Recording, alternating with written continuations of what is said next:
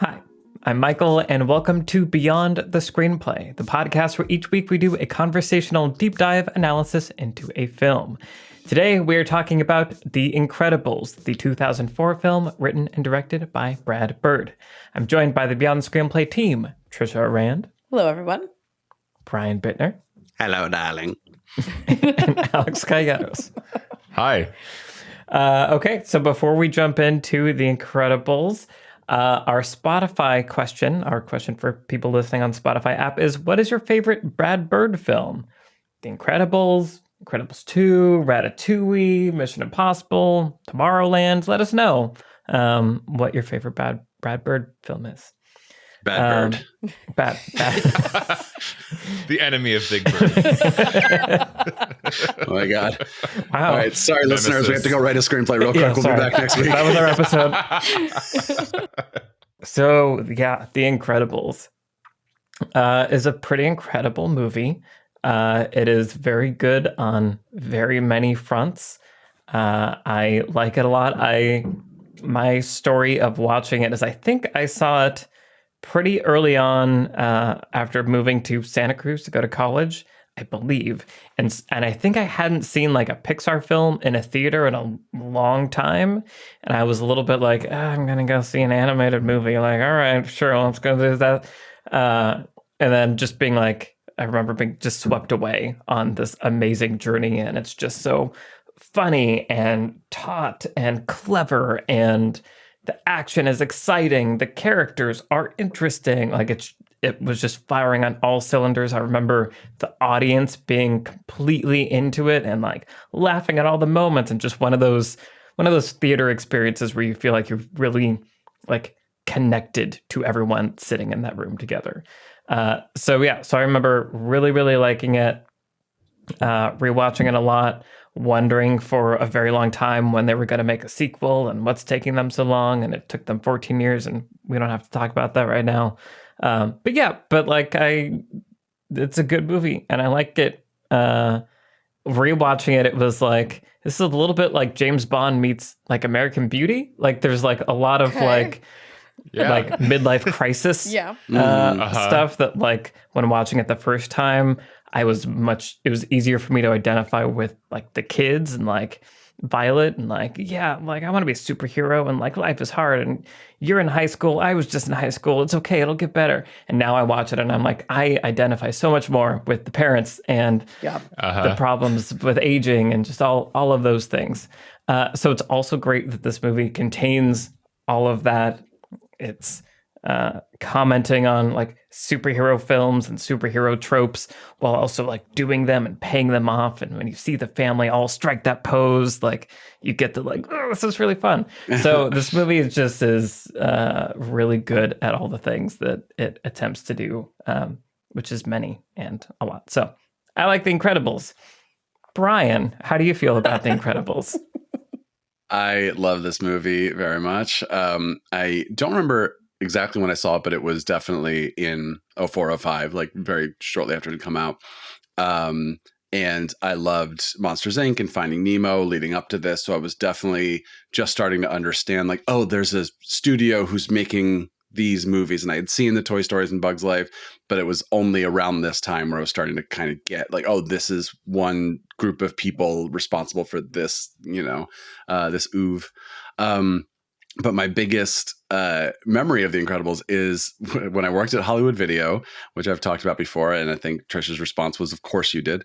I mean, this was one of the movies we would put on all the time. Nice. It was this and Napoleon Dynamite. And sure. I can't remember what else. Because we had to like, they had to be movies that were okay for random people to walk into the store. It's like if we watched X-Men, we had to know where the one PG-13 word was and, cough loudly or something. But Incredibles, Napoleon Dynamite, very safe. And we watched it all the time. And not only did we watch the movie, we watched the special features on the DVD for this, which I owned and loved so much.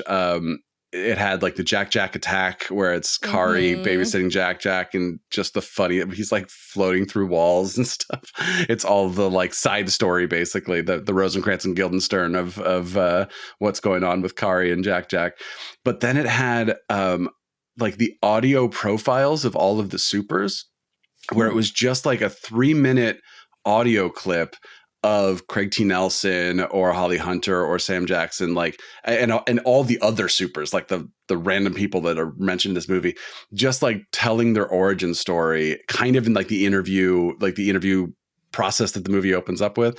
And we listened to the Sam Jackson one so many times as Frozone because it just made us laugh so much. He's like, I was a kid and I was sitting outside and I had some Kool-Aid and I just wanted a popsicle. And I was just thinking popsicle. And then suddenly it was a popsicle and I was like licking it. I was elated. And ever since then, I could just freeze things. And it's just like, but it's like this movie feels so real and immersive. And you could tell just how much of that extra work they put into it. You know, they didn't have to do stuff like that, but they did. So I have very fond memories of watching this movie a bunch and had not seen it in quite a while. So rewatching it for this was really a joy. Awesome. Yeah. Cool. Okay. Trisha, what about you? Yeah, this is my favorite Pixar movie. Like, and it's not even close. I love this movie so much. I've rewatched it so many times. I mean, it's an action movie, and the action in it is really, really well done and really exciting and inventive and entertaining and like full of these like little smart, unexpected moments where the characters' abilities, like, you know, extend the rule of what they are and like what we've seen them do, but in a way that is like really clever and just really fun to watch. Like, you know, the most classic example is seeing like Dash start running across water, right? Which is like, we've never seen him do that, but then it's that gives you that little extra sparkly surprise moment when he can do it. And I feel like that was the moment in the theater where I could just feel everyone just like swell with joy as he was like, yeah. No, exactly. And I remember that too, because I saw this in the theater. And I remember the energy of everybody while we were watching it, and because it has such an incredible momentum. Like when you go back and you look at just like a list of things that happen in this movie or just read the plot again, it's so much. Like it covers so much ground, so much happens, and it feels almost live action in so many different ways, where like animated movies by necessity have these like boundaries to them where like they can't go to a certain number of locations. They can't do things like this. They can't do things like that. And this movie is like, you know, really pushed those boundaries out and kind of, I mean, well and truly blurred the lines of what like an action, like live action movie would be like versus like an animated movie. And Pixar had never had main characters that were human beings before this time. Like we had never seen computer animated human beings carrying a movie up until this point. It was like, it was toys or it was bugs, you know, or it was monsters, fish. Yeah, exactly. And it was really Brad Bird and the vision of his team that was like, we're going to kind of do a real live action James Bondy superhero movie, but we're going to do it animated, you know, with computer animation. And it still holds up so well. Like, I'm not saying that the characters look realistic, right? They have a very specific visual style to them, which I think is awesome. And, you know, this sort of like mid-century looking style to the design. So it's not that it's like photorealistic, but it's not trying to be. But I'm just saying in terms of the density of the plot, the scope of the plot, the stakes, the central characters, their flaws, their arcs, like it feels like it has the sort of momentum and complications and themes too of a more sophisticated, almost live action movie. I adore it. Giacchino's score in amazing. Just like everything about it is like exactly to my taste. Like I want to live in the Incredibles ranch house. Like, why does it look like that? It's like one of the most amazing houses ever. And like everything Endemol, like just so all the supporting characters are so great. And it's exactly all just like, if I could have written an animated movie, I would have written exactly this one. I just love it so much.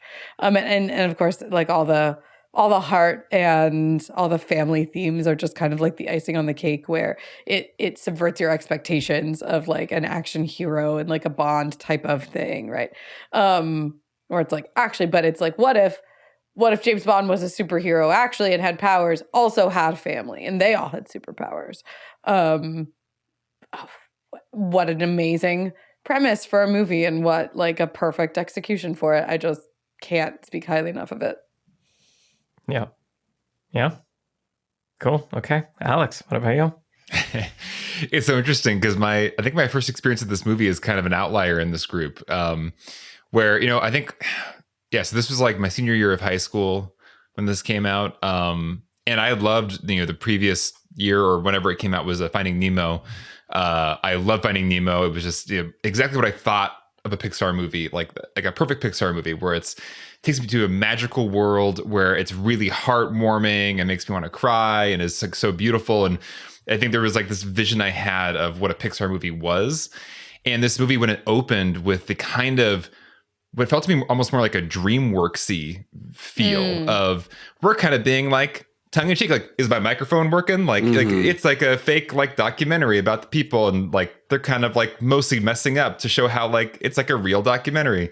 And there was immediately this like warning sign of like, no, is this going in the direction of like a Shrek, or like we're gonna be like meta ironic, like we're not gonna be just ripping your heart out with like beautiful stories. We're going towards like the more DreamWorks-y kind of vibe. So I think I immediately went in with like red alert, like, no, Pixar, like don't give into the irony, into the meta. And then I think I was also at the time in a reaction phase to like overly cutty, overly shot sequences, and a couple of years later Children of Men came out and was like, yeah, like long takes, that's real cinema. And so I think I also was reacting to the action scenes. They're incredibly complex and so well staged and so like well envisioned, but they are so fast, and like things happen so fast, like you almost can't process it. And people and objects are moving so quickly, it's insane. Watching it again now, I think it's freaking awesome. Like the complete insane momentum of the movie is part of what is just like special about it. But I think at the time, I was in some perfect like about to go to film school, kind of resisting certain types of elements that were popping up in this film that made me just be like, oh man, like, yeah, that was good, and like it was really entertaining and fun, but like that wasn't like a Pixar movie, that gave me like the deep, like life affirming feels and the more elegant sense of filmmaking. That was like a chaotic, like other thing. Watching it now, I absolutely am with you guys, and thought it was such a fun ride. So cool how adult it is, and how adult a lot of the characters, problems are. Yeah. And also, I think it's almost like in some ways maybe it was ahead of its time, or was almost using a language that we feel more like in video games now. But the action is remarkable in the like pure, like out of control kinetic energy that is still somehow coherent. It's not shaky cam with random cuts. Like it is like everything is precisely where it needs to be to tell this story, this action sequence. It just goes incredibly fast and things are moving incredibly fast. But part of that's why it is so remarkable, is just watching this movie that is like you said, Trisha, it feels like it could have been a live action movie, but they embraced the animation aspect to just do all these impossible things that would just be so expensive to do live action. They can do it all here. And it feels like Brad Bird really embraced the chance that he had, which is to do the craziest live action movie, but animated. So the insane vision that he had could truly be rendered. Yeah. So watching it again, I loved it. I think it for so long it sat as kind of like a lesser Pixar movie in my mind because of that initial experience of it. It's like, oh, it's not the Toy Story 3, it's not the Finding Nemo, it's not even the Ratatouille, where like of his films, that might be my favorite just because there's a certain just love and charm at the center of it. This one, I think, and now I watch this movie again, and it does have a lot of heart and love in it as well. But there is the coolness and the kind of winkiness of it at times that I was, no, DreamWorks. Not that DreamWorks makes bad movies either. DreamWorks has made some great animated films that I love as well. It's fine. but I go to other animation studios for different kinds of animated movies, and I was like worried that Pixar was moving away from like breaking my heart movies. Never fear, they continue to break my heart. Yeah. It's interesting real quick because I was looking at the filmography, and we think of Pete Docter as being the one to sort of like turn Pixar into the like, here are adults with adult problems but in a family movie, but it's like when you look at it, it's like Finding Nemo by Andrew Stanton and Incredibles by Brad Bird kind of are the first ones to really do that, where like the protagonist is like a father. Monsters Inc., which is Pete Docter's first, feels like it's starting to kind of thread that needle a little. But then I think Finding Nemo and Incredibles were the first to go like, here, we're going to really talk about real stuff. And not that the Toy Stories didn't, but like these movies feel like they were kind of a turning point for Pixar. And then Cars was next. So, then a little bit of left turn before we got into it. Well, yeah, I mean, and just to kind of respond to that quickly, which is that in Finding Nemo, one of the amazing sleights of hand of that film is that both Nemo and his father have their own complete character arcs. Right. And in fact, so does Dory. Like Finding Nemo is a masterclass in like so does like the fish in the tank with Nemo. Like it's like everybody has a character arc in that movie, which is actually incredible. And we should talk about it someday. But this really is Mr. Incredible's story. And he is a family man. He is going through a midlife crisis. And like the things, as you're pointing out, as both of you are pointing out, it's his problems are very adult, right? Where he feels like he's past his prime and like not just the world doesn't care about him anymore, but that like he's let himself go and like he's not, producing anything of value or helping anybody. And like he's kind of checked out of his family. And then when he like starts to do hero work again, there's like is he cheating? Like low key subplot. Right. That's a lot of like infidelity is vibes. There an affair happening? He's like, sorry, what? And then like, his romance with, Elastigirl like comes back into the picture. And it is very much like there are kids in this movie and Violet has like a little arc of her own, right? So I'm not saying that like it's that the movie abandons the other characters in service of Mr. Incredible's arc. It doesn't do that, but it certainly definitely is his movie. And what he is dealing with is something I would be surprised if kids could relate to. Like his conclusion, like, I can't lose you. I'm not strong enough. Like, what does that mean to like a 10-year-old? Right. I don't know. Right. Well, yeah, it's interesting not just to keep talking about the Pixar like filmography thing, but I feel like this was the movie that made me lean back into Pixar, and maybe for that reason of it was kind of aiming more adult facing, where like, A Bug's Life was fun. I love the original Toy Story. Toy Story 2 didn't work for me. We can talk about it one day. Monsters Inc. was like good. I enjoyed it.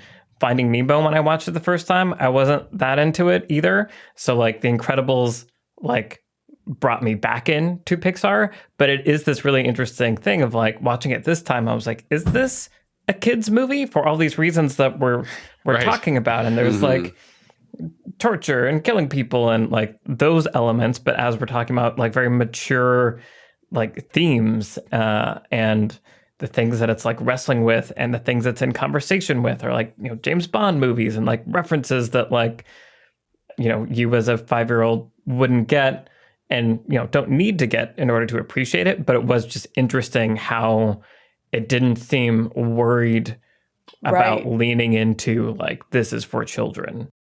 Right. Yeah. It should also be noted that this was 2 years before Disney would fully encapsulate Pixar, and it's really interesting. Like, fair play to Disney for not having any of their franchises feel like they took a hard left turn when they took over. Sure. Everyone was just so worried about like, oh, it's gonna be so candy colored or whatever. But in the same way, you can look at Captain America and he'd just be like, he's murdering a lot of people. Or Iron Man and be like, he's sleeping with a lot of people, like before Disney would take over. You have the same thing with The Incredibles, which is, again, 2 years before the year of Cars is when Disney was taking over.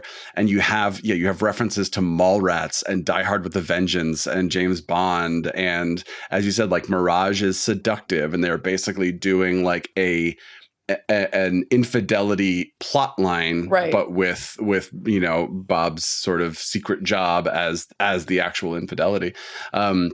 And then, you look at Pixar movies now and it's like, oh, some of that's like Jack's suit being just like obliterated in Edna's like little conveyor belt or whatever. It's just like a suit of a baby just having like fire thrown at it. Right. Just like little things you notice where you're like, yeah, they probably wouldn't do that today. Yeah. But yeah, so it's just very fascinating to look at sort of all of the Disney franchises pre and post Disney. And I'm glad they don't feel wildly different, but it is interesting to go, that's something they wouldn't do today.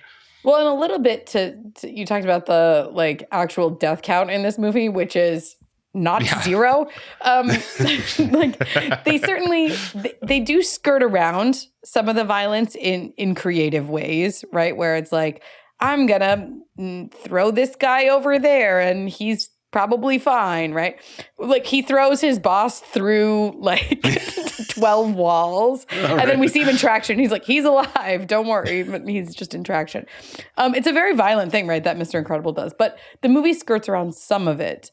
But, as after the midpoint when like they start actually fighting the bad guys, they do hang a lantern on it a little bit where Helen is talking to the kids and she's like, hey, the bad guys on Saturday morning cartoons and like they, these guys are not like those guys. They will absolutely kill you if they get the chance. And just that little moment of like, hey, gloves are off now. Like these are very bad guys. They will kill you. They won't show restraint because you're children. And so when Dash is running on water and like the like dudes in hovercrafts are they flying saucers? The flying saucers are chasing him and then they explode and you're like, that guy is dead. And you're just and Dash is actually kind of laughing about it. You're just kind of like, well, that guy was trying to kill him. Mrs. Incredible told me that. So it's probably okay. But it's certainly, would not fly probably in other Disney films. Right. Yeah, it's kind of just just call her Mrs. Incredible. I'm sorry, Helen Parr, aka Elastigirl. Yeah. They've got a few names. Everybody has a few names. Right. Holly Hunter. Well, yeah, it is interesting that they level it up like that, but by doing it by saying like these are people that are totally willing to kill children, so it's okay for them to die, but like in order for that to happen in the movie you also have to have people that are like, these are child killers. And that was another thing that I was like, that I don't know that I would see that in that's their main thing. Right. Yeah. Something you mentioned though, that first early scene with the boss where Mr. Incredible is getting chewed out by his boss. I was hoping we'd get to talk about this. It's so good. It's so great in so many ways. And I was Wallace Shawn for the win. So good. Yeah, perfect. But yeah, I was struck by the shot selection and the editing of it, and how just, kind of like you were saying a moment ago, Alex, like all of the action scenes are immaculate and insanely perfectly choreographed, like within a frame and how the frame is moving and the timing of the things within that frame in a way that like made me really excited about Ghost Protocol when I heard Brad Bird was going to actually direct a live action thing. And I love Ghost Protocol, but afterwards I was like, but you can't get the same kind of perfection that you can when you're doing The Incredibles. But so that's absolutely there in the action scenes, but it's also absolutely there in every scene. And that scene with the boss is such a great example of every moment where the camera is and the editing and the rhythm and the acceleration of all of that is working in concert with the performances and everything to tell the emotion of that moment 100%. And I just love that. And it also kind of sets up really intense moments of editing throughout this movie, Yes. where like the one that sticks out the most to me is when Mr. Incredible discovers the big plan and he's running out of that room where he was looking at the computer and they're shooting these like sticky balloons at him. And it's just like, brrr, like the editing pace increases until it's almost every frame is a cut to a new thing. And it's really intense from just a visual auditory experience way. Again, in a way that doesn't feel like this is a kid's movie where we're doing insane montage editing to create a frenzy.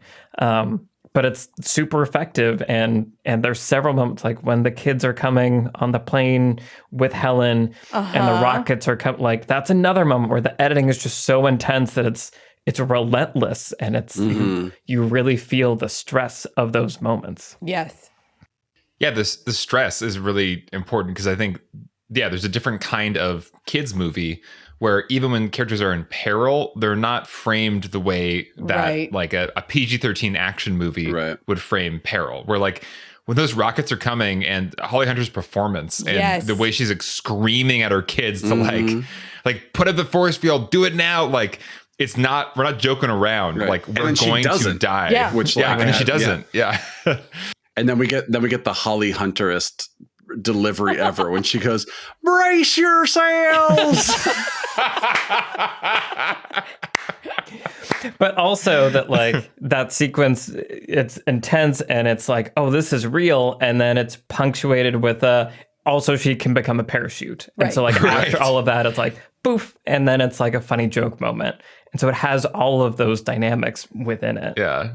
Which sums up the wild kind of range of this movie, which is like only possible once again if you're essentially doing an adult live action film animated. It's like you're taking advantage of both those things fully, where you can have the live action intensity of a plane with my family in it is about to be hit by rockets, and also the only possible in animation gag of Elastigirl, because even like in a Marvel movie, like it would, you couldn't get it to look right. You couldn't get Elastigirl to look okay in a live action context, but it can totally work in a Pixar movie. Yeah. So I think, and I actually really like how this, they leaned into powers and it's just visual images, characters, the boss character, the teacher character, just using the medium to just amp up this mid-century style and these caricatures of humans and superpowers that would maybe be less effective in a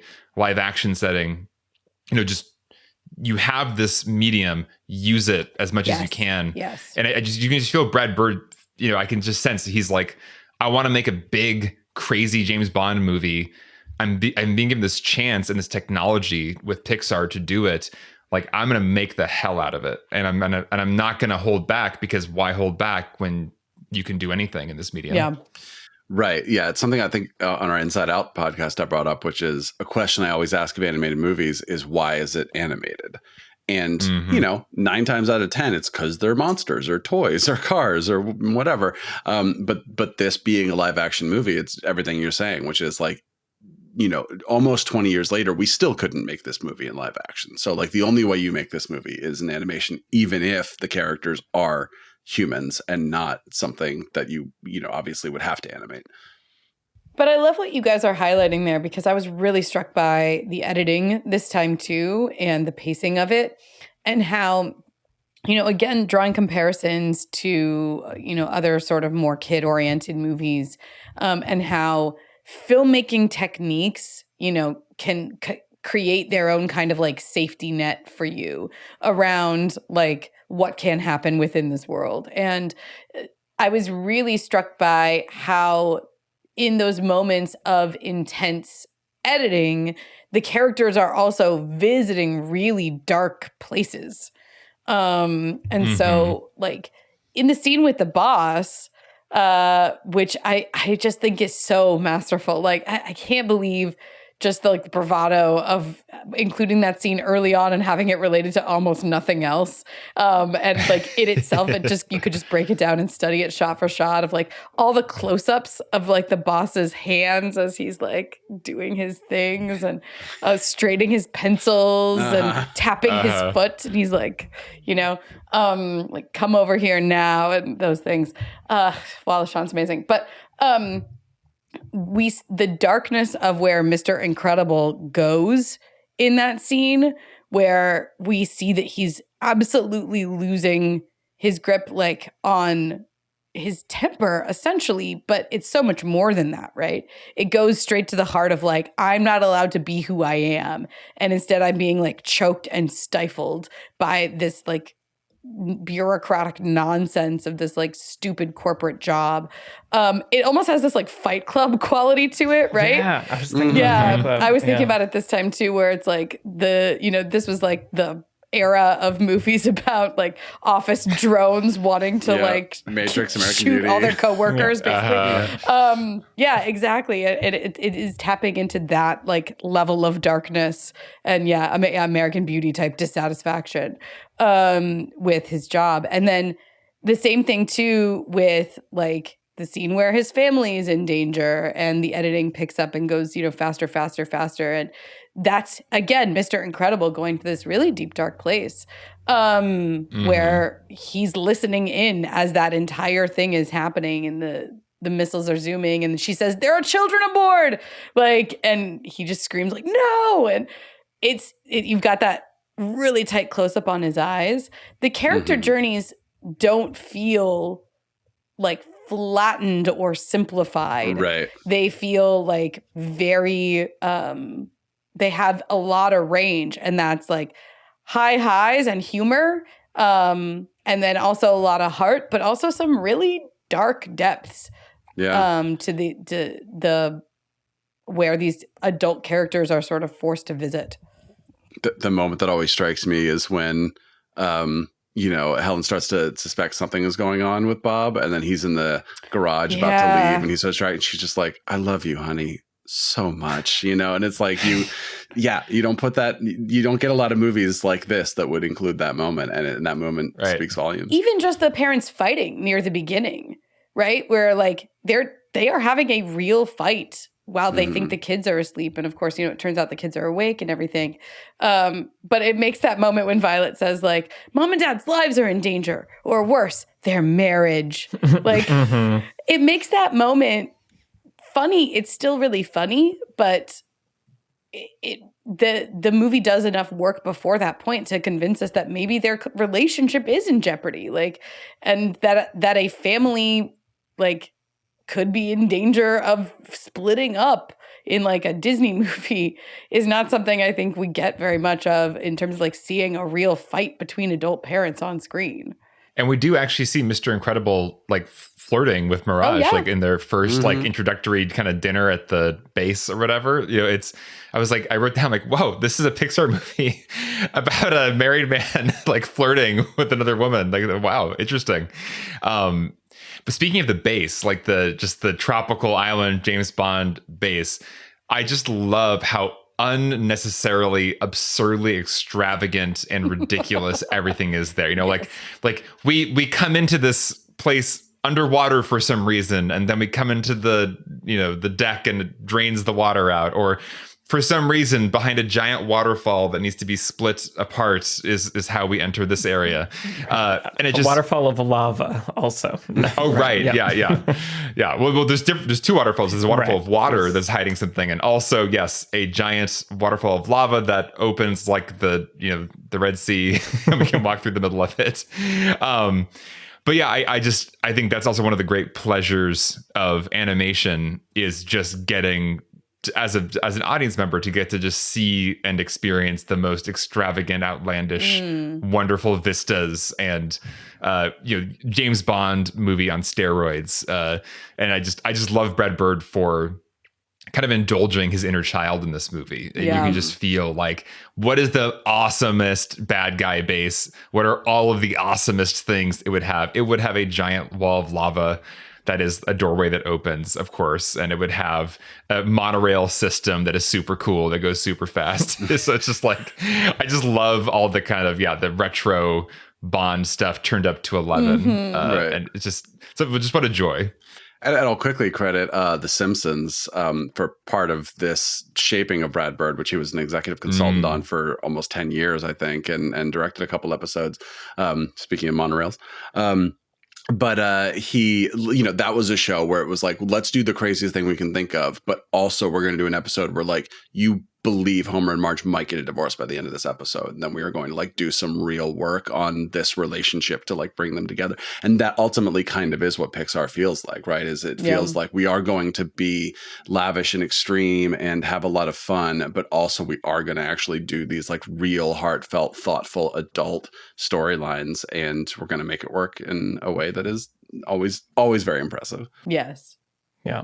If I can put my like nerdy like structure hat on for a minute. Yeah. The midpoint in this movie is great, and it unlocks like maybe one of the best like second halves of Act 2 I can think of. But so the midpoint, you're getting like double revelations happening where it's Mr. Incredible discovering the villain's real plan, like what's really happening in that intense moment that we talked about. And it's being intercut with Helen learning that her husband's keeping secrets and what's really happening there, which we've also talked about. Those two things, beautiful. Yeah, it right. is. It's cross-cutting between both of them, and it's like, it's doing two midpoints at once that are like empowering each other, and it's just really, really great.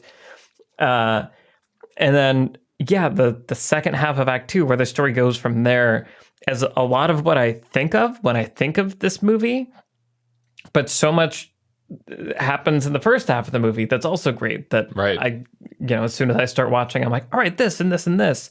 But then having the second half be the family coming to the island, and it's, there's the stakes are high, but it's really fun also, and it gets to be kind of like Helen's story and the kids' story for a little bit. Mr. Incredible's kind of locked up, and so you're getting to see them move their character arcs forward, and then it climaxing with the family as a four fighting together is just like, it's just so much fun, and it's such a great progression and like leveling up of something that was already super fun and engaging. And it just organically like flows from one thing to the other. And it's just super impressive. So to the point where like the third act, I always remember as being like a little bit of a downer because the second half of Act 2 is just so fun. Right. But I think it all like works well and is that for a reason. I was going to say, I think it really helps this movie is almost 2 hours. Yeah. Because you do feel like you need... There, like you said, Trisha, there's so much in this movie. So much happens. We go to so many places, and you're right, Michael. The first half of the movie does feel very distinct from the second half. Like I did also forget how much is not on the island, and how actually the kids aren't even that present for long stretches of the first half, where it's just about kind of the marriage and the midlife crisis. And I'm just so happy that this movie is almost 2 hours and not kind of crunched down into 90 minutes, because it allows it to have all these different like big sequences that feel distinct. And even the finale, I agree with you, Michael. I kind of always forget about the third act, and there's another whole set piece in the city. But watching it this time, where I was just having such a great time, it's almost just like you get another scoop of ice cream, more ice cream, like just it's another beautifully, perfectly put together action scene. You didn't even need it, but why not? We're gonna top it all off with this perfect new setting. It's expensive. They've already done all this action in this one setting of like this forest island. We're gonna do another big set piece in a city setting, which is a whole different kind of set. Like thinking about animation, this movie is not cheap. Like this is a very expensive movie for Disney Pixar to make. And I'm happy that they went for it. And I know there were things in this movie that were pushing the boundaries of what CG could do at the time, especially things like Violet's hair. Yeah. It was like revolutionary that she had these like hair strands that were interacting with each other and moving realistically. So it's just, it's crazy and cool that like this movie even happened and came together the way it did, because it was pushing so many boundaries. And yeah, it was going beyond the scope, I think, of your average like animated kids movie would dare to go. And I think the thing that makes the second half of the second act, and what you're talking about, Michael, where the four members of the family come together and they're fighting it together, is that it makes it feel like a magic trick, because each one of those characters has a journey that led them to that moment. And then that moment is a culmination for every single one of those characters. And that is really hard to do well, like to balance out the first half of the movie. So as you're pointing out, there are scenes in scenes in the first half of the movie that the kids are not in for like a lot. Like thinking about that entire sequence where Mr. Incredible and Frozone are like, they're listening to the, police scanner, and then they like go into the building that's on fire. And then it's a great little sequence where they like save the people from the burning building, but then they're in a jewelry store, and then the cops are like somehow thinking they're robbing the jewelry store because they're wearing ski masks. And it's a great little mini sequence, but the kids are not in that at all. And then there's, all these, the fight between the parents, as I mentioned. But the payoff at the end wouldn't be the cathartic or like triumphant feeling that we have if we didn't also have these moments with the kids in the first act. And so we see that Violet has a crush on this kid in her class, and literally is invisible to him. And then I love how Brad Bird was just like, let me think of the most on-the-nose powers for these characters to be.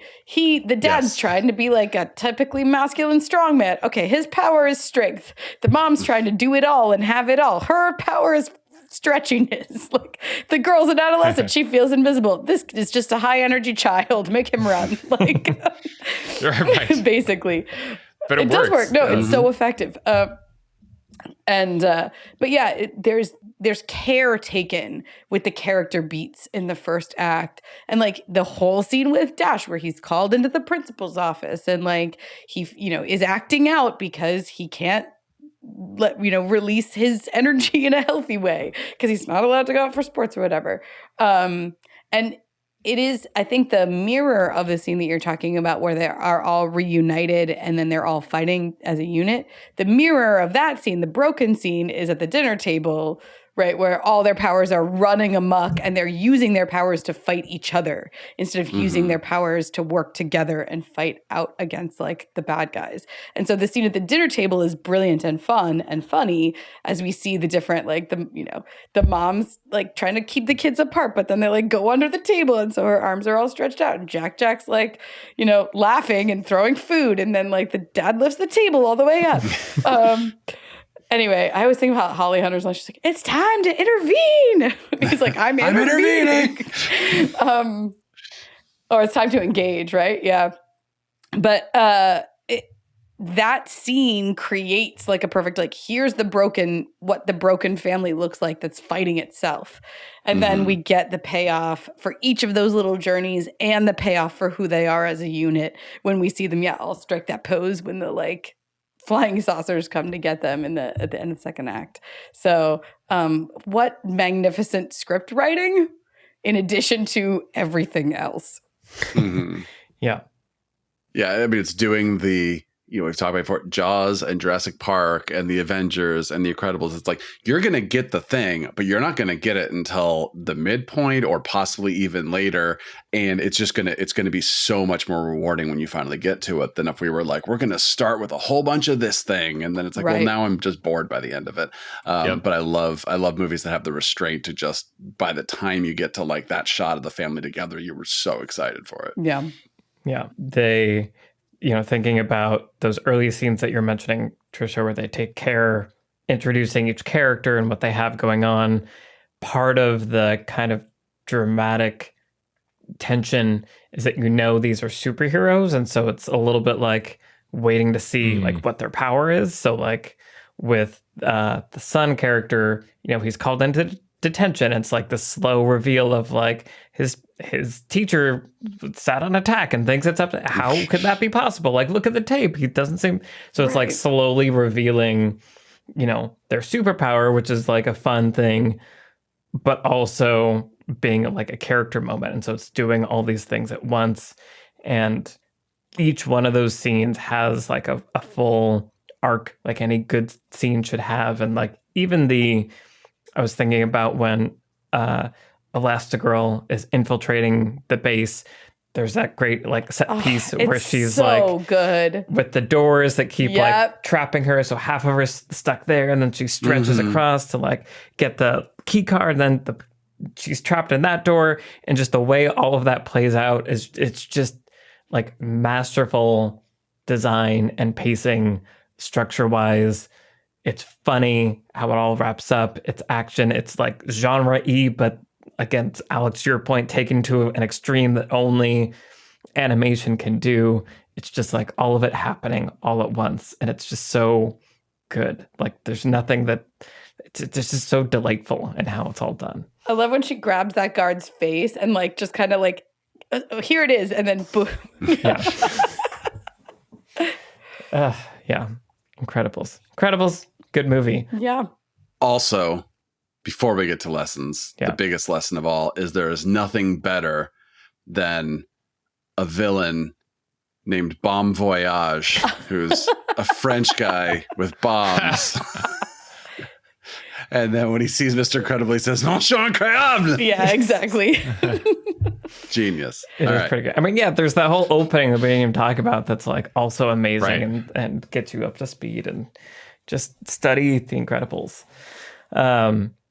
Also before we go into lessons, next week, our episode will be talking about the wonderful volleyball playing filled Top Gun in preparation for Top Gun Maverick, which I am super excited about. All I want to do is be in an IMAX theater and watch Tom Cruise fly F-15s with IMAX or cameras strapped to them. And so I guess we can watch the first one to see if there's story and stuff that's gonna matter. Yeah. The old Top Gun, as the kids are going to call it. I am really excited to revisit it, actually, because I watched it a lot as a kid. So good. But yeah, I haven't watched it as an adult, and I'm excited about it. So anyway, next week, Top Gun. But first, lessons we're going to take away from The Incredibles. Alex, why don't you start us off? Well, I was going to talk about that stretchy gag scene. I think it's such a great example of you got to pay off, know, if you're going to set up powers for characters in a movie like this, you got to take it to its limit. You got to pay it off with a scene where, like, how far can she stretch? Like, is this too much? Like, where does it end? And how can this be a bind that only she can get out of with her power? I think it's just a great example of that kind of a sequence that pays off. Just something that's been set up earlier in the film and pushing it, stretching it as far as it can go. But Michael, you mentioned the opening, the kind of opening sequence that culminates with essentially like a newsreel about like litigiousness or like ruining superheroes. And I think that is where the movie, once again, my high school senior self, when the movie started with the faux documentary stuff, was like, I don't like this. But watching this movie now and watching how that sequence ends with the newsreel and the whole idea of like superheroes being taken down, not because of some movie-ish, bad guy thing, or like even the government shutting them down for kind of more generic reasons, but because people who are saved didn't want to be saved and are like suing the superheroes or suing them for like externalities of their saving people. It's such a brilliant and once again very adult approach to kind of this like comedic situation of we got to take down the superheroes somehow. Society has to reject them. This is almost like a very ironic, but also very real and a very American way to do it. Like it's through like too many lawsuits. So we have to shut down this whole thing. I just think it was a brilliant idea to build in early on to the movie. It's almost like a tone and theme and style move to make, where it's not some kryptonite came down and made them lose their powers, or a new president was elected and he was anti-superhero. The X-Men protesters shut them down. No, it was these people who were saved didn't want to be saved and are pissed about it. Just a really brilliant, unexpected twist early on that makes you realize this is not going to be like a simple kids movie, but rather a very adult movie with adult sensibilities that you may not even appreciate at all as a kid until later. Yeah. I think it's a really good point about like setting the tone and like the kind of humor. Like there will be physical, crazy, stretchy humor, but there will also be this kind of like witty, sharp, more mature humor, and all of that's going to be layered on top of each other, and setting that tonal expectation is very important. And even like the government bureaucrat that comes and has to like relocate him and comes and is like, come on, man, like there's so much paperwork to do. Like it feels very much like grounded in, like a corporate and government bureaucracy in a way that is really honest. I feel like I know that guy. Like he like walks on screen and I'm like, oh, it's you. I don't know. It's Tommy Lee Jones. I mean, it's not, but it looks like Tommy Lee Jones. Yeah. Or like it's that archetype. Leo from like The West Wing, kind of a little bit of just weathered, but I don't know. Yeah. Getting the job done, but also like I'm too old for this. Yeah. Voiced by Jonathan Banks in the second movie, because the second movie was like, what if we got all of the cast of Better Call Saul in this movie? Yeah. Cool. Okay. Trisha. Well, so what Alex is saying here reminds me of what my lesson is, which kind of has to do with the promise of the premise, which is a phrase that we say a lot, but I'm going to use it here to kind of mean like a well thought out premise where the implications of the premise are thoroughly explored.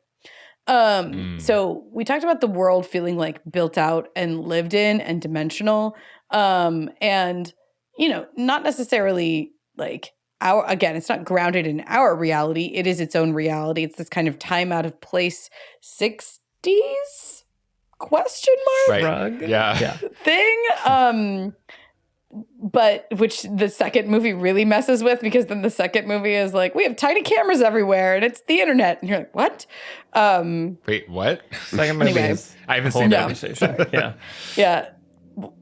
So setting that over there for now. But like it is its own reality, but it's a reality that feels like it follows an internal logic and fully explores the different implications of the premise. So the very fact that Syndrome, the bad guy in this movie, is someone from Mr. Incredible's past who like had a, parasocial relationship with superheroes as a child, and like admired this person and then like felt disillusioned. There's a backstory that feels like, again, earned and dimensional and logical for the world. If superheroes really existed and if they had a public outward facing persona such that they had fan clubs, then it stands to reason that some fans maybe were disillusioned by them at a certain point, and or perhaps even developed grudges against them at a certain point. The same thing with Edna. Like, if superheroes were real, then someone has to make their costumes and clothes. And like, it's not our reality. Her clothes are made of magic materials that do not exist and could not ever exist. But the internal logic of the world is thoroughly explored by the creation of that character, right? Where there is a designer who designed a lot of these superhero suits. And I think it's also really interesting that, we are like absolutely utterly drowned in superheroes now, but like just the sheer number of them. But within this world, there's a sort of logic to how many people would be super, right? If they're like a portion of the population, then how many would there be and who would they be? And the fact that there are plot points in this movie that hinge on like other supers that never really appear on screen, right? It's like there's Dyna Guy, there's Gazer Beam, there's like these other whoever they were. We hear them mentioned a few different times, right? And there are plot points that kind of hinge on them. But again, it's the sort of like it would have been easy when you're creating this world to be like, Mr. Incredible and Elastigirl and Frozone, they were it. Like, you know, in the same way that superheroes, when you're just like exploring one aspect of them, you kind of just stop when you have enough. But it's like this, no one, when they were writing this movie, decided to stop at a certain point. It feels like the people who made this movie sat in, well, what is this world that we've created? What else would be in this world? What else is possible in this world? Or what would be the natural extension of these rules and of this premise? To create a world that feels three-dimensional and explorable, right? Like, we talked about the sheer number of locations. This feels explorable because it feels like there are things beyond the boundaries of the frame. So when characters go see Edna Mode, you're like, yeah, that's a person that probably exists in this world, because it feels like there are people like that in this world, because we see the sheer number of, like, there's Bon Voyage, there's like this, you know, petty thief over here that's snatching purses, and even he gets a line at the beginning. And like, there's these people in the pews at the church where they're getting married, and like, there's just enough in it, and it all feels fun and inventive and worth exploring, and makes the world feel explorable and cool. And I think the promise of the premise can mean that too. It doesn't necessarily mean like, and the characters are all going to fight bad guys together. It also means like, there's going to be some great payoffs to the world that we've built. Yeah. Yeah, totally. And I think that, again, that intro sequence does a lot of legwork there, as you're pointing out, to show us like this is the before times, and this is what it was like, and we're only getting a glimpse of it, right? It's like one evening essentially, right? And the lives of them, and it's the wedding night, so it's doing all this like important character stuff. But it's also showing you this is what the world was, and then we're going to fast forward, and so you have to kind of put two and two together. But we've set expectations and boundaries such that you can populate out from this family and through time in a way that, as you're saying, makes this all feel very well explored. Reminds me a little bit of the opening to Watchmen, Zack Snyder's Watchmen, like thinking about it this time of like, oh, you just like did the Incredibles thing, but like darker and rainier. It's also part of the adult payoff of sitting with the superheroes is that we see so many of them die on screen. Either their capes pulling them into like, it's grim, like airplanes, or like just literally, I was shocked this time watching like all the like dead like on the evil guy's screen. He hides under Gazer Beam's corpse, like in the cave at the bottom of the waterfall. Yeah, it's like, yikes. It's like so many people died in this movie. Wow. Yeah. Cool. All right. Brian, what's your lesson? You guys touched on a lot of it, but I was just thinking like, what a first act in general. In starting with that opening sequence, which you mentioned a lot of, but it's like we're setting up all the characters, we're setting up their powers, we're setting up their relationships. Bob cares more about doing superhero stuff than his family, which like he's literally supposed to get married. He's like, I got time. And then we set up Buddy, and he'll come into play later and all that stuff. And then also the nice little touch of seeing the cops being like, yeah, Mr. Incredible, you're great. Superheroes are great. Everything is great. And then at the end of that sequence, wait, you didn't get the bad guy? Oh, well, I thought you were going to, so now we start to see this doubt in the story world. And then, as you were saying, Alex, now we cut to the sort of, how did you phrase it? The litigious ness of it all, where it's just like, oh yeah, they cause damage, and like people don't want them and everything.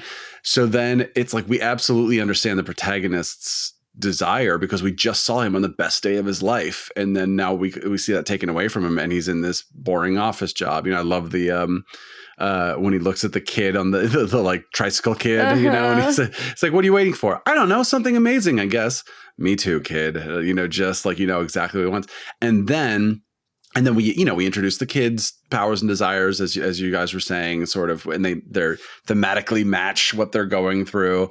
But then this all culminates in something I think is really brilliant, which is the villain's plan, which of course we don't know is the villain's plan at this point, is exactly what the protagonist wants. Like generally speaking, here's a protagonist. They have a flaw. They need a change, but they don't want to change. And then an antagonistic force, whether it's an actual antagonist or something, comes and forces them to change, right? And they don't want that, but they have to deal with it. And then that's how they go. That's how they go on their character arc. This is just someone handing to Bob in a silver platter, here's everything you want. And him going like, oh, okay, great. This is awesome. And then, it may obviously that's not what he wants once the plan is revealed, but it sort of has him walk straight into the antagonist trap by the villain's plan being the exact thing that he wants. And I just think that's really smart. And it's sort of like we as the audience are excited for him to go do what we find out later is walk into a trap, basically. Because it's not the typical, well, here's the bad guy who shows up and is doing bad guy things. It's no, here's an opportunity for you, a seductive, literally seductive with Mirage and the way that she carries herself and everything, opportunity for you. And I just think it's really, really smart. Just a great first act and a great way to sort of get him tied into the antagonist plan. Yeah, no, it's true. Yeah, we're very aligned with him and what he wants. Like we've understood that very, very clearly, such that it's doing that thing where it's like, the theory of the protagonist is like going deeper into their lie or doing things that like aren't good, but we're kind of rooting for them. Like we understand why they want this thing that they're like not supposed to have, because it's fun in the filmmaking to watch him do all these things, and for all this character work that gets set up, as you're pointing out. We understand and empathize with that desire, and it's very well done. Yeah, my lesson is Michael? Just so I was paying attention to the Vi character, who I was kind of had a crush on the first time I watched it, and now that's like weird to me. Like that's a child, and I'm an old person. Anyway, but just her arc is done very efficiently. And so I was, kind of just like subplots and how to do them in a way where they're sort of ever present, but don't take up too much time, but still add emotion to everything. And so, because she kind of has these two superpowers, right? Where she can turn invisible, but she can also create force fields. And the force field we get a little tease of during that crazy dinner scene where Dash is running around and she creates a little mini force field and he hits it and he's like, hey, no force fields. But then we don't see it again until after the midpoint when they're on the plane, as we talked about. And then Holly Hunter is screaming at her to you need to make a force field around this plane.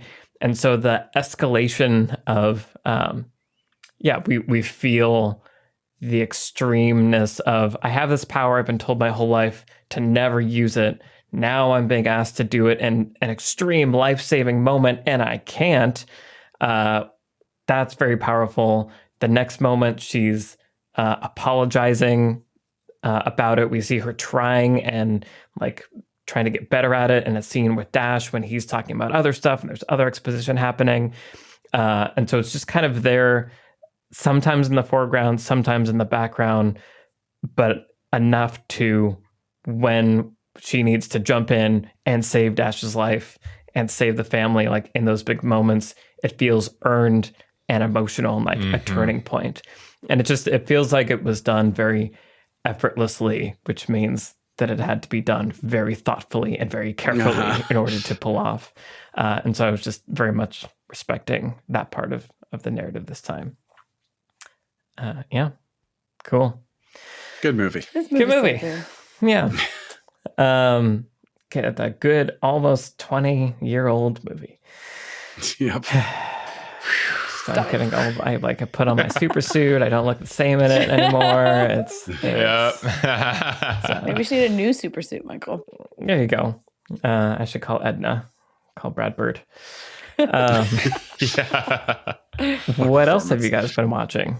Brian, what have you been watching recently? I watched a British film called Boiling Point from last year, which is about a head chef trying to keep his fine dining restaurant afloat on a very busy, chaotic night. They're overbooked. There's a famous critic coming to check the place out. A celebrity chef who used to be the main character's partner is coming in. There's a marriage proposal happening, all this kind of stuff.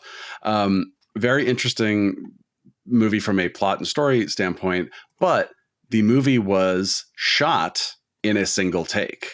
Not just presented to be shot in a single take like Birdman or 1917 or Rope. One of the very few movies that was actually shot in a single take. So it's, 90, 100 minutes long, something like that. And it doesn't feel like a gimmick because the movie is chaotic and it takes place obviously in real time and like, oh, we have to get this thing, but what's happening over here? And we're following this character while this other character is doing something over here. And then we're coming back and we see what they've been up to. And yeah, it does not feel like it is trying to show you how cool it's being by doing that. It just feels like this is the way this movie should be shot. So I really recommend it. It was a lot of fun to watch and really interesting. If you watch a lot of British television or film, you'll recognize some of the faces. Stephen Graham, Vinette Robinson, Jason Fleming, like people where you see them be like, oh, that person, but I don't know them by name. Yeah, check it out. Boiling Point. Interesting. That sounds like a really cool context to use that style. Like that all, exactly. Yeah. Really works for me. An actual long take movie. Yeah. Oh yeah. I gotta check that out. That's cool. Awesome. I think they were supposed to shoot it 8 times, and then because of COVID and stuff, they ended up only being able to shoot it like 3 or something, and they had to use one of those takes. But it doesn't feel like they had to use a bad take or anything. Wow. God, that's so stressful. Out. Yeah. God. Awesome. Cool. Trisha, what have you been watching recently? Yeah, so Brian recently recommended Petite Maman, which is Celine Sciamma's new movie, and I went to a movie theater to see it. And nice. I don't know if it necessarily needs to be a big screen movie experience for anybody, but I really enjoyed seeing it in that context. And I just want to, Brian already kind of shared with us the plot about it and everything, but I just really, really liked it. And it's just a really great example of what you can do with just a little bit. Like, you don't have to have a huge cast. You don't have to have a lot of money. You don't have to have a lot of anything. Yeah, it's just a testament to when you're really, really, really good, you don't need very much. And I was kind of blown away by, like, it's only an hour and 12 minutes long, but it's really engaging and beautifully made, and like I would just like to look into the faces of these like young actresses all day.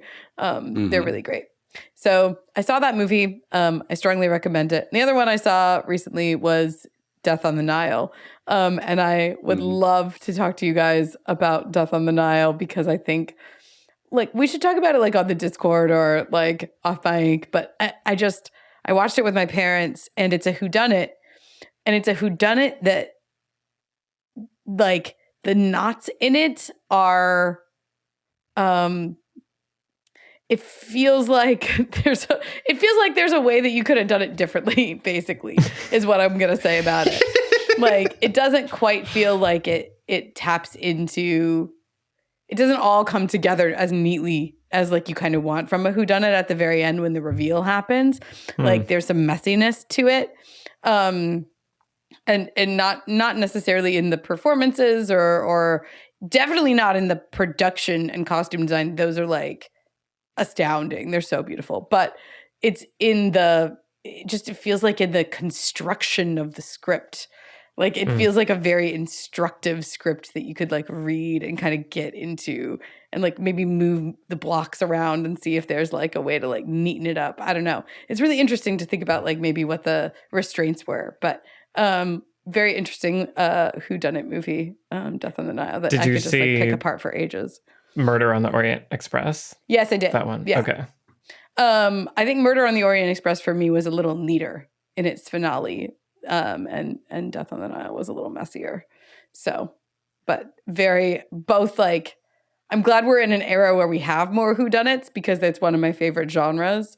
And so, and part of it might just be like an Agatha Christie problem. Like, Agatha Christie wrote like 100 books. And so like, not all of them are going to be like, not all of them can be, and then there were none, is what I'm saying. So, right. Yeah. Yeah. Interesting. Cool. Okay. Alex, what about you? I started watching the second season of Russian Doll on Netflix. Which, yeah, if you're a fan of the first season, so far I'm enjoying the second season. The first season had the Groundhog Day kind of conceit, where same day over and over again. And this season is kind of embracing a sort of a time travel adjacent conceit, where there's a magical subway stop where if you get in the train there, you end up in the 80s. So it's a lot of fun so far. It has the same kind of, like freaky supernatural vibes, but with Natasha Lyonne at the center being just this really wacky character, Nadia. So yeah, Russian Doll, if you like the first season, I think you're gonna like the second, as far as I can tell. And I like time travel, so nice. Always a good thing for me. Very cool. I filled one of the holes in my filmography, and I watched The Conversation by Francis Ford Coppola, which I had not seen before. Yeah, and it was really interesting. Also kind of mind-blowing that it came out the same year as Godfather Part 2, I believe. It's like 1974. It feels like a indie movie that you would make a long time before you made The Godfather, the greatest film of all time or whatever, right? But that's what's kind of cool about it, is that it does feel indie and it's what it. I appreciated the technical things that it did for like sound and how important sound is to the movie. It's about listening to this conversation and kind of the paranoia that stems from the sky and I don't need to tell people about what the conversation's about, but it was really interesting to like finally watch it. And I've seen parts of it, but like watch it all the way through and appreciate, just the sound design, the sound editing, how the sound and the filmmaking adds to this feeling of paranoia. Very long 70s sequences where I'm like, does this party scene need to be a half hour or however long it's been? But it pays off and is there for a reason. And there's lots of fun twists and turns, not the least of which Harrison Ford being in this movie a lot more than I was expecting him to be. So anyway, The Conversation. It's a good movie. I'm here to report. Thanks, Michael, for letting us know. Well, I'm always there for you guys. Okay, cool. Well, this has been our conversation about The Incredibles. Incredible movie, The Incredibles. We are all of your dad. Wow.